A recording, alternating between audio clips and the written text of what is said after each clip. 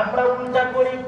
আমাদের সন্তানকে আমি বলি, ও সন্তান, ওইটা তোমার বাবা লাগে, ওই মানুষটা তোমার চাচা লাগে, ওইটা তোমার ভাই লাগে, ওইটা তোমার এবুক লাগে। মানুষের পরিচয় শিখাই। আমি আমার সন্তানকে বাবার পরিচয় শিখাইলাম, তুমি তোমার সন্তানকে বিবির পরিচয় শিখাইছো, তুমি তোমার সন্তানকে দুনিয়ার সব পরিচয় শিখাইছো।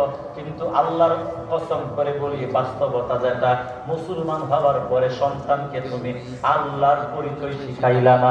এর চাইতে অসভ্য, এর চাইতে কপাল পোড়া মা বাপ আল্লাহর জগতে আর কেউ না।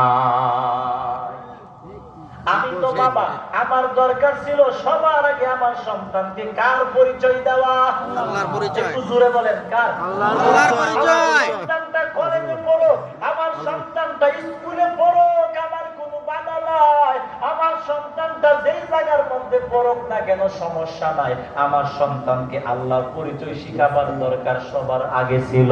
ও নবীর উম্মত, আমার সন্তানকে বুঝাবার দরকার ছিল, ওরে সন্তান, ওই যে গাছের মধ্যে ওইটা কাঁঠাল দেখা যায়, চিনছো?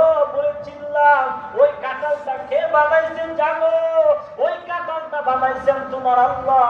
ও সন্তান, ওই যে গাছের পেঁপেটা বানাইছেন তোমার আল্লাহ। ও সন্তান, ওই যে গাছের